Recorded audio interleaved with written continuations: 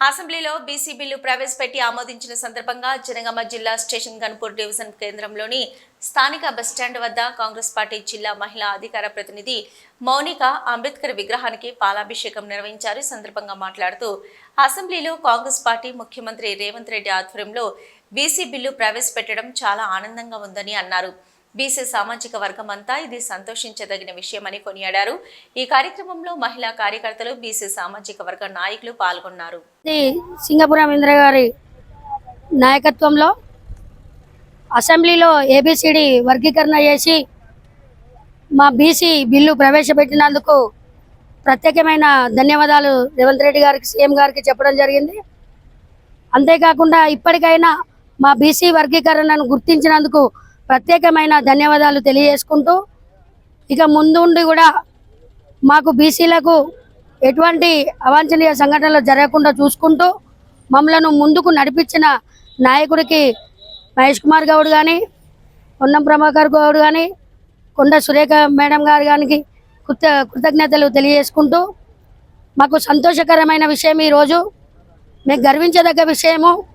ఎన్నో ఏండ్ల నుండి ఎదురు చూసినటువంటి కళ ఈరోజు మాకు అసెంబ్లీలో బీసీ వర్గందుకు చాలా సంతోషకరమైన విషయం. ఎందుకంటే పోరాటాలతో తెచ్చుకున్న బీసీ బిల్లు ఇవాళ ఏబిసిడి వర్గీకరణ చేసి మాకు ప్రవేశపెట్టినందుకు చాలా హర్షం వ్యక్తం చేస్తున్నాం.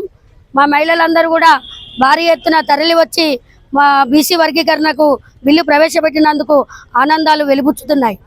ఈ బిల్లులలో మాకు పొందే లబ్ధి ఏంటంటే, మాకు జాబులలోనో కానీ మాకు రావాల్సిన ఎటువంటి అయినా అవకాశాలు మాకు ముందు ఉంటాయని నేను ఆశాభావం వ్యక్తం చేస్తున్నా. ఒకటి నేను ముఖ్యంగా చెప్పదలుచుకున్నది ఒక కోరిక. మా సింగపురం ఇంద్ర మేడం గారు ఈరోజు స్టేషన్ గన్పూర్లో కాంగ్రెస్ పార్టీ ఉంది అంటే ఆ ఇంద్ర మేడం గారే బతికిచ్చి ఉన్నది. 2 దఫాలు ఓడిపోయినప్పటికీ కూడా మొక్కవోని ధైర్యంతో కార్యకర్తలను అండగా మెండుగా చూసుకుంటూ కంటికి రెప్పలా కాపాడుకుంటూ చూసుకుంటుంది.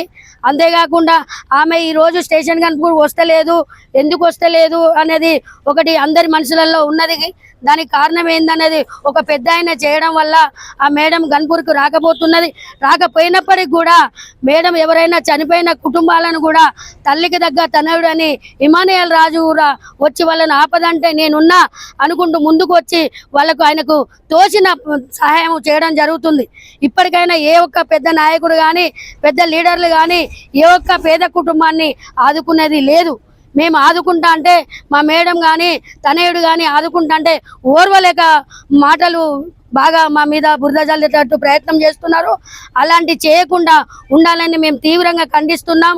ఇక ముందు ఏదైనా జరిగి ఉంటే మేము దేనికైనా సిద్ధంగా ఉండి పోరాడతామని కోరుచున్నాము.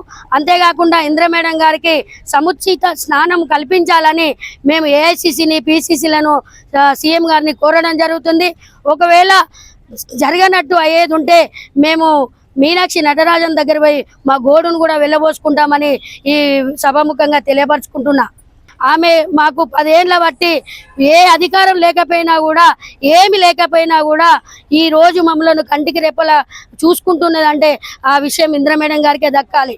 ఒక దళిత బిడ్డ, ఒక స్టేషన్ గన్పూర్ ముద్దు బిడ్డ అయినప్పటికీ కూడా మమ్మలను కాపాడుకుంటూ కంటికి రెప్పలా చూసుకుంటూ కార్యకర్తలకు ఏ కష్టం వచ్చినా నాపద అంటే నేనున్నా అంటూ ముందుకు వచ్చే నాయకురాలు మా ఇంద్ర మేడం గారికే దక్కాలని. జై ఇంద్ర.